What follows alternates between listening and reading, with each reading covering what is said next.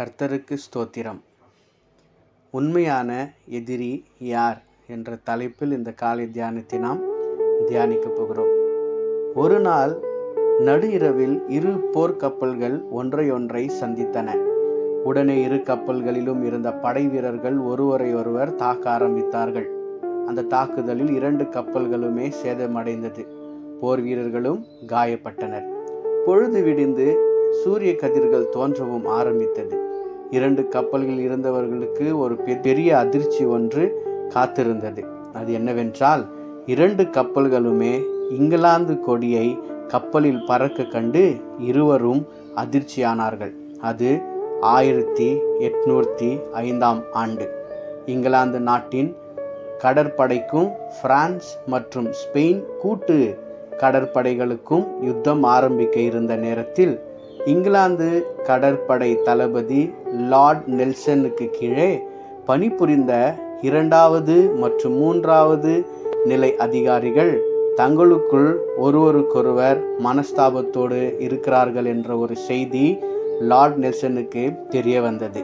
அதனால்தான் இவர்கள் இருவரும் தாக்கி கொண்டார்கள் என்பதையும் அவர் உணர்ந்து கொண்டார்.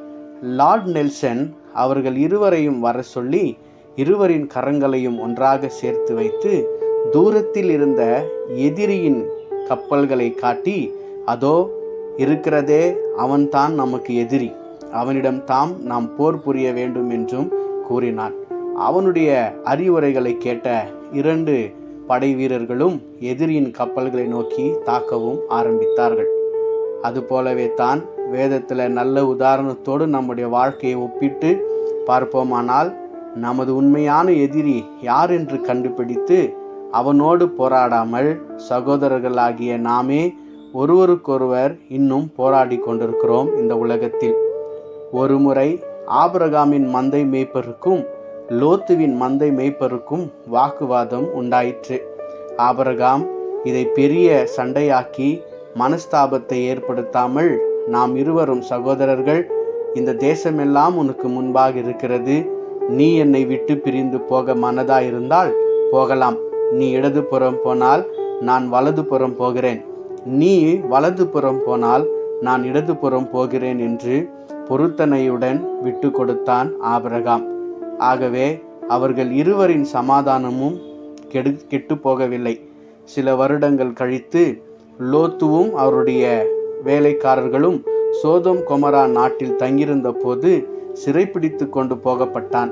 அப்பொழுது ஆபிரகாம், அவன் என்னை விட்டு பிரிந்து போனான், ஆகவே தான் அவனுக்கு நல்ல தண்டனை கிடைத்தது என்று சந்தோஷப்படாமல் அவனை சிறைப்பிடித்து சென்ற ராஜாக்களோடு போராடி ஆபிரகாம் லோத்துவை மீட்டு கொண்டு மறுபடியும் அவனுடைய எல்லா வஸ்துக்களையும் மீட்டு கொடுத்தான் என்று வேதத்தில் நாம் பார்த்திருக்கிறோம், தியானித்திருக்கிறோம், கேட்டிருக்கிறோம். நம் குடும்பத்திற்குள் கணவன், மனைவி, பிள்ளைகள் ஒருவரோடொருவர் அன்பாக இருக்கும்படித்தான் குடும்பங்களை தேவனாகிய கர்த்தர் ஆசீர்வதித்திருக்கிறார். ஆனால் இன்று சண்டைகளும் பிரிவினைகளும் ஒரே குடும்ப நபர்களுக்குள் நடைபெறுகிறது. ஒருவருக்கொருவர் மனஸ்தாபங்கள், ஒருவருக்கொருவர் சபித்தலும் இருக்கிறது. இதை போலவே அனைத்து ஊழியங்களும் ஸ்தாபனங்களும் ஒன்றிணைந்து நமக்கு இருக்கிற ஒரே எதிரியான பிசாசோடு மட்டும்தான் நாம் யுத்தம் செய்ய வேண்டும் என்று எல்லோரும் யோசித்து நடக்க வேண்டும். அப்பொழுது தேவ நாமம் மகிமைப்படும், தேவ ராஜ்யமும் ஸ்தாபிக்கப்படும், தேவன் நமக்கு ஜெயத்தை கட்டளையிடுவார் என்பதையும் நாம் மறந்து போகக்கூடாது. இன்றைய காலகட்டத்தில் கிறிஸ்துவர்களுக்கே எதிரியாக செயல்படுகிறார்கள். இப்படி நாம் கிறிஸ்துவமே எதிர்த்து நிற்காமல் ஒருவருக்கொருவர் ஆபிரகாமை போல விட்டு கொடுக்கிற மனப்பான்மையோடு வாழ்வோமானால் தேவன் நம்மையும் அனைத்து கிறிஸ்துவர்களையும் சாத்தானிடம் போரிட்டு சாத்தானை ஜெயிக்க உதவி செய்வாராக. வேதத்தில் இப்படியாய் ஒரு வசனத்தை வாசிக்கிறோம், தனக்குத்தானே விரோதமாய் பிரிந்திருக்கிற எந்த ராஜ்யமும் பாழாய்ப்போம், தனக்குத்தானே விரோதமாய் பிரிந்திருக்கிற எந்த வீடும் விழுந்து போம் என்று லூக்கா எழுதின சுவிசேஷம் 11ஆம் அதிகாரம் 17வது வசனத்தில் வாசிக்கிறோம் அல்லவா?